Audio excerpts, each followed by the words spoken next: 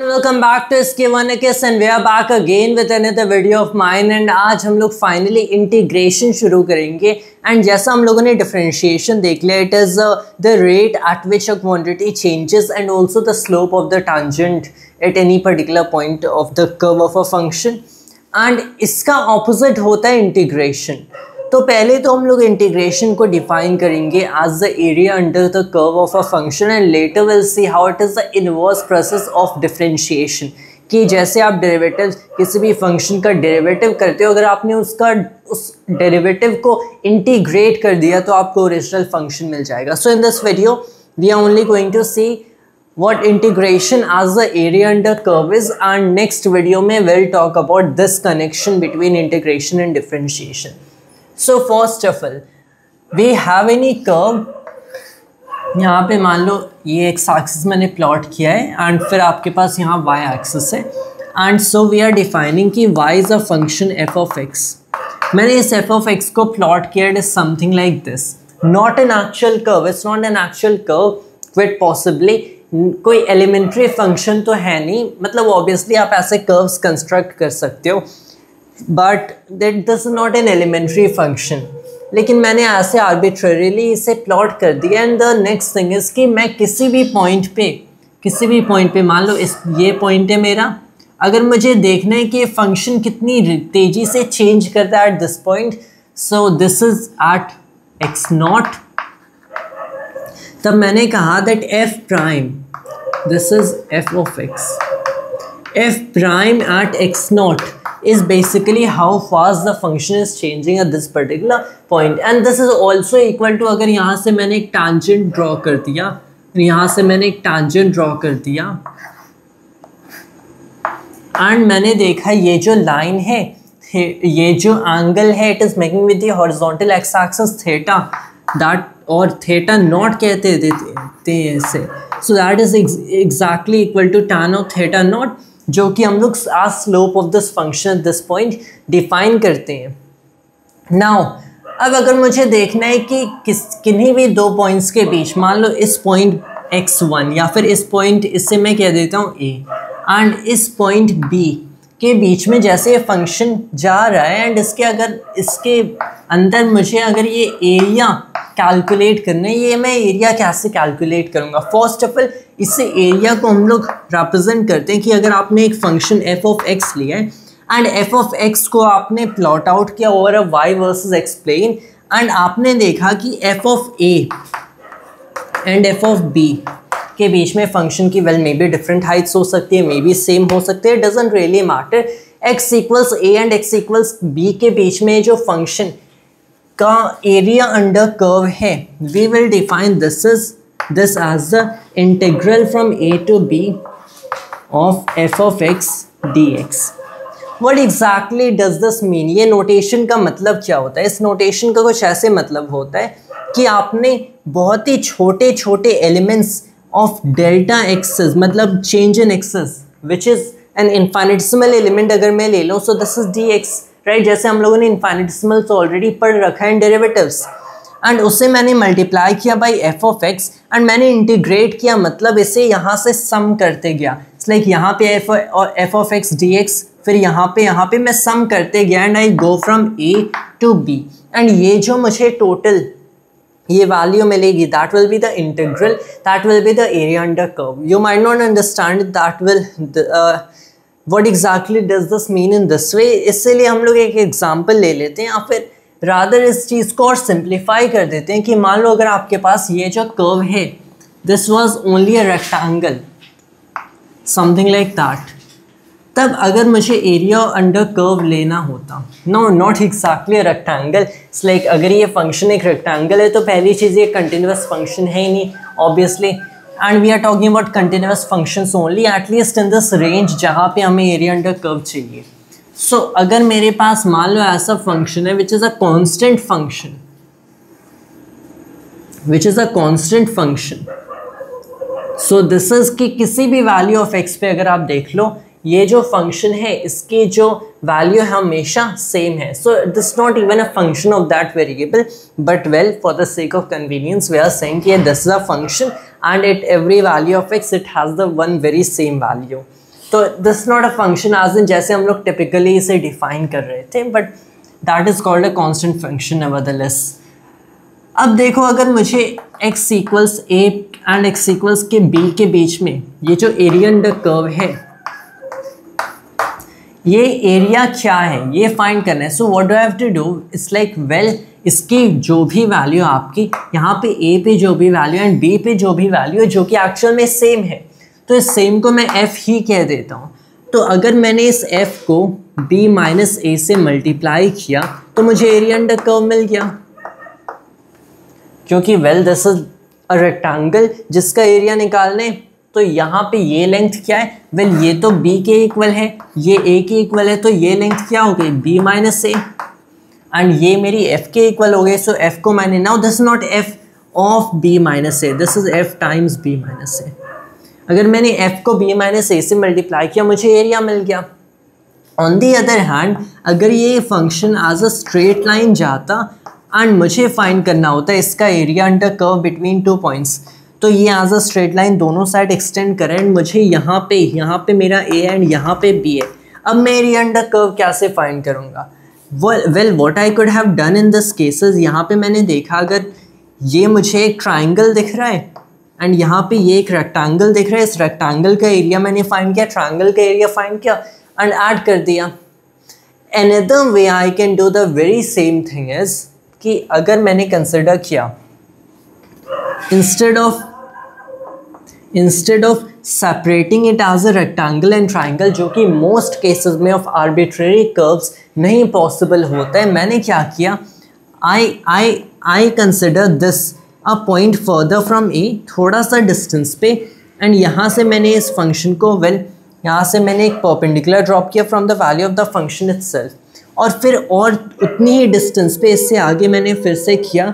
Basically मैं क्या कर रहा हूँ, इस फंक्शन को स्लाइस कर रहा हूँ, ऑलराइट, दिस एंटायर कर्व को मैं स्लाइस कर रहा हूँ, एंड एक जो ऐसा स्ट्रिप है उसकी लेंथ क्या है, उसकी लेंथ है delta x. So I am basically moving forward by an amount delta x every time A से बी तक जाने के लिए। जैसे मैं डेल्टा एक्स अमाउंट से आगे बढ़ूंगा मेरा फंक्शन भी इंक्रीज होगा by what amount, by an amount delta f equals f of x plus delta x minus f of x. अब देखो अब एग्जैक्टली क्या होगा कि अगर मैंने देखा वेल कि ये जो फंक्शन है ये सर्टेनली चेंज कर रहा है, वेल इट इज़ चेंजिंग। अगर मैंने डेल्टा एक्स को बहुत ही छोटा कर दिया, मैंने इसे बहुत ही छोटा कर दिया, छोटा करते गया, तो ये जो डिफरेंस यहाँ पे जो ट्राइंगल होगा, जो एक्स्ट्रा ट्राइंगल बन रहा है उसका एरिया बहुत ही कम होता जाएगा। हो एग्जैक्टली, वेल यहाँ पे अभी मेरा डेल्टा एक्स इतना बड़ा है तो मुझे दिख रहा है this is exactly the kind of curve I am getting. अब देखो यहाँ पे क्या हो रहा है, this is like a triangle here and like a rectangle, like this like a rectangle here and a triangle here। मुझे एक स्ट्रिप का टोटल एरिया फाइंड करना है, मैं वो कर सकता हूँ कैसे, इसका एरिया फाइंड किया फिर इसके एरिया से ऐड किया, एंड ऐसे मैंने सारे स्ट्रिप्स के एरियाज ऐड कर दिए and I find the area under curve of this function between A and b. तो अगर मैंने डेल्टा एक्स को और छोटा कर दिया तो ये जो ट्राइंगल होगा ये और छोटा हो जाएगा, और मैंने फिर डेल्टा एक्स को और छोटा करता गया एंड ये ट्राइंगल है उसका एरिया और छोटा होता जाएगा। अगर मैंने लिमिट लगा दिया कि डेल्टा एक्स अप्रोचेस 0, तब उस केस में क्या हुआ, तब उस केस में तो ये हो गया कि ये जो ट्राइंगल है this will become infinitesimally small and we are only calculating the function the area under curve of a strip only between what points, यहाँ पे एक पॉइंट है x एंड यहाँ पे एक पॉइंट है x प्लस dx, उससे इनफाइनिटेसिमल डिस्टेंस आगे x, फिर उससे इनफाइनिटेसिमल आगे x प्लस dx। तो इसमें बेसिकली क्या हुआ, इसमें अगर मैंने इस फंक्शन को फर्स्ट स्ट्रिप पे कैलकुलेट किया एंड सेकंड स्ट्रिप पे कैलकुलेट किया, फंक्शन की सेम वैल्यू मिलेगी, तो उस वैल्यू को मैं मल्टीप्लाई कर सकता हूँ किससे, इस dx से। क्यों एग्जैक्टली, क्योंकि अगर मुझे एक स्ट्रिप की एरिया कैलकुलेट करना है, how am I going to calculate the area of a strip. पहली चीज़ देखो, am I really going to add the area of this triangle, क्योंकि मैं डेल्टा एक्स को छोटा करता जा रहा हूँ, इस ट्राइंगल की जो एरिया होगा इस पूरे रेक्टेंगल के एरिया के कंपैरिजन में छोटा होता जाएगा। So in which case I don't really have to worry about that. So जैसे डेल्टा एक्स छोटा होता गया, all I have to calculate is इस रेक्टेंगल का एरिया, जिसे मैं डेल्टा ए अभी कह रहा हूँ. इट्स लाइक फंक्शन की वैल्यू एट दिस पॉइंट क्या है. Now the question comes at what point, at this point और दिस पॉइंट, क्योंकि फंक्शन तो इंक्रीज कर रहे हैं यहाँ पे क्लियरली. सिंस फंक्शन इंक्रीज कर रहा है, so at what point exactly am I trying to calculate the area. Now we can see कि इस केस में सिंस हम लोगों ने ट्राइंगल को इग्नोर किया and the function will change very slightly, मतलब इस पॉइंट पे हम लोग क्लियरली कैलकुलेट करें. So it's like f of x, right. तो मैंने कहा कि this is f of x and उससे मैंने इस विड्थ को मल्टीप्लाई किया and delta x, and you can clearly see, लेकिन फंक्शन थोड़ा सा इंक्रीज किया but we are ignoring the increase की वजह से जो एरिया आया. एंड जैसे मैंने इस स्ट्रिप को और छोटा किया और छोटा किया और छोटा किया, this will really become exact, क्योंकि उस पॉइंट पे this triangle will become infinitesimally small, मतलब ये एज अ लाइन बन जाएगी and exactly at that point हम लोग फंक्शन को एफ ऑफ एक्स से रिप्रेजेंट करेंगे and this will be x and x उससे थोड़ा सा आगे एक्स प्लस डी एक्स. तो इस केस में लेंथ क्या हो, इस केस में विड्थ हो जाएगी एफ, विड्थ हो जाएगी डी एक्स. तो मुझे क्या मल्टीप्लाई करना है, मुझे F of x d x करना है. This will be the area of one strip. अब ये एक स्ट्रिप की एरिया है, मुझे इन सारे एरियाज को ऐड करना है, तभी मुझे ऑब्वियसली मिलेगा the area of this entire the entire area under curve of this function from a to b. तो फिर मैंने इन सारे स्ट्रिप्स को ऐड किया and how exactly am I going to add, we can come back to this case right here कि अगर एक strip का एरिया डेल्टा ए होता, so what I eventually have to do is कि total area find करने के लिए from a to b it would be a sum, alright. And यहाँ पे एग्जैक्टली किस चीज़ का सम, क्योंकि सारे स्ट्रिप्स की विड्थ्स सेम है, so that is delta x common. अब देखो यहाँ पे f of x, I will say कि पहले हम लोग यहाँ पे एफ ऑफ एक्स कैलकुलेट करते हैं, फिर यहाँ पे एफ ऑफ एक्स कैलकुलेट करते हैं, फिर यहाँ पे एफ ऑफ एक्स, एंड ऐसे करते करते जितने हम लोगों ने नंबर ऑफ स्ट्रिप्स मान लो n लिए हैं, अगर n नंबर ऑफ स्ट्रिप्स लिए तो क्लियरली ये जो डेल्टा एक्स को and a b minus a को एंड n को रिलेट कर सकते हैं. कैसे कर सकते हैं, well we can clearly see कि अगर n टाइम्स मैंने डेल्टा एक्स किया, मैं n टाइम्स डेल्टा एक्स गया, so I'll clearly get this distance b minus a right here. Another thing that we can say is क्योंकि मैं हर बार delta x amount से आगे जा रहा हूँ, मैंने कहाँ से स्टार्ट किया, मैंने x इक्वल्स a से स्टार्ट किया, तो यहाँ पे मैंने बोल दिया मान लो i इक्वल्स 1, ऑल राइट. तो यहाँ पे हो गया i इक्वल्स 1 एंड यहाँ पे क्या हो गया i equals n, and then I will say कि मैं i इक्वल्स 1 से जा रहा हूँ i इक्वल्स n तक and this is f x i. अब देखो ऑल्दो यहाँ पे ऐसे अगर मैंने आई इक्वल्स n कह दिया, so the last part that we will get right here is f of x n, जिस केस में हम यहाँ पे इस चीज़ को मल्टीप्लाई करेंगे dx से, तो ये हमें थोड़ा सा आगे ले जाएगा एक्चुअली डेल्टा एक्स से and will give us an additional part which we don't need. मतलब हमें सम करना एग्जैक्टली कहाँ तक है, अगर मैंने इसे एफ ऑफ एक्स आई पे कैलकुलेट किया है तो मुझे आई इक्वल्स 1 से आई इक्वल्स n माइनस 1 तक सम करना है. Well that's the case. Another thing that I would consider here is कि मैं ऑलवेज इसे ऐसा कर सकता हूँ that this is f of x at i minus 1. अगर मैंने इसे एक्स एट आई माइनस 1 पे एफ को कैलकुलेट किया है, so in that case what exactly we are getting, इससे मैंने i इक्वल्स 1 कहा, so the first point. So in that case we are clearly saying this would be f at, जो first हमारा term होगा, last वाला term तो result हो गया, द फर्स्ट वाला टर्म होगा that will be f at x 0. मतलब ये कहाँ आ गया, ये यहाँ पे आ गया. So instead of defining this as i equals 1, इसे मैं डिफाइन कर सकता हूँ एज i इक्वल 0. सो अगर मैंने इसे एज i इक्वल 0 डिफाइन कर दिया, so I go n forward. In fact, then in that case, this formula would make much more sense, क्योंकि हम लोगों ने कितनी बार n बार डेल्टा x को ऐड किया and then we are getting b minus a. So I am defining this as f at x minus 1, xi minus 1, and इससे हम लोगों ने मल्टीप्लाई कर रखा है डेल्टा x. तो ये हमें टोटल एरिया दे देगा, राइट, इन दिस केस। लेकिन सिंस हमें पता है कि इंक्रीमेंट्स हो रही हैं, this is really an approximation that, so अगर हम इसे ऐसे करते हैं एंड अगर हमें एक्चुअल में एरिया को कैलकुलेट करने, हमें डेल्टा एक्स को 0 तक अप्रोच कराना पड़ेगा। So in that such that delta x basically becomes dx।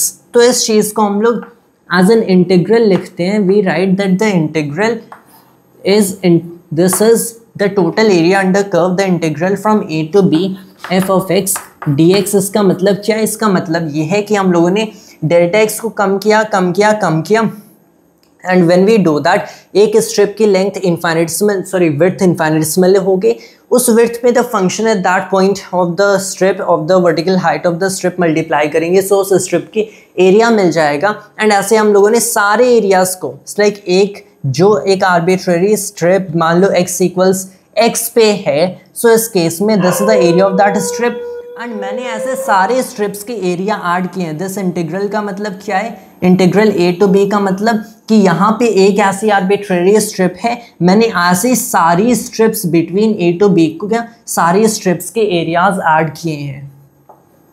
And this is exactly equal to what, since area यहाँ पे ऐसे डिफाइन हो रहा था and all I have done is taken the limit that delta X approaches 0। So this is the limit that delta X approaches 0। अब ये delta x 0 को approach करता है, that is one way of saying this. Another way of saying this could be that n approaches infinity, and which is really the approach we are considering here. And why exactly n approaches infinity? इस reason से कि जैसे आप delta x को छोटा करते जाओगे, the number of strips will increase, क्योंकि ये दोनों points तो fixed है। मतलब आपने एक strip की width छोटी की, तब जो टोटल नंबर ऑफ स्ट्रिप्स आपको चाहिए to go between A and B, वो क्लियरली इंक्रीज हो गई। एंड इन द लिमिट कि ये डेल्टा एक्स 0 के इक्वल हो गया एंड इन्फिनिटी के इक्वल होना चाहिए, such that this b minus a will exactly remain b minus a here. The sum from I equals 1 to n fxi minus 1 delta x. So this is exactly what we mean by integration. This limit right here, क्या हम लोग हर बार ऐसे सम evaluate करेंगे? So exactly no कि हमारे पास एक general formula तो होगा नहीं ऐसे सम से इवैल्यूएट करने का। So this is basically the definition that we are considering. हम लोग इस डेफिनेशन को कंसिडर करें, ऐसे डिफाइन करें इस इंटीग्रल को, but this not exactly how you are going to evaluate it in practice. तो हम लोग एक ऐसा नोटेशन चूज करते हैं टू शो कि this we are carrying out integration actually. And so whenever it is written this way, it's like आपको क्या समझना है कि यहाँ पे एक स्ट्रिप ली गई है at point x and that is f of x, उस पॉइंट पे फंक्शन कैलकुलेटेड है। The width of the strip is dx। क्यों? क्योंकि हम लोगों ने इनफाइनिटेसिमली वाइड स्ट्रिप लिया है। So this is the area of that strip, integral from a to b, हर एक strip between point A and point B ऐसे को उनके एरियाज ऐड किए। So this is the total area under the curve of the function between the 2 points A and B. And ये इसके not just equivalent, ये इसके exactly equal होता है, because that is the literal definition of the notation that we are considering right here. So that is really what we mean by integration. In practice हम लोग ऐसे evaluate नहीं करेंगे, but rather will say कि कैसे integration differentiation का actual में inverse process है, which we'll do in our next video. But this was all for today's video of mine, and thanks to all of us.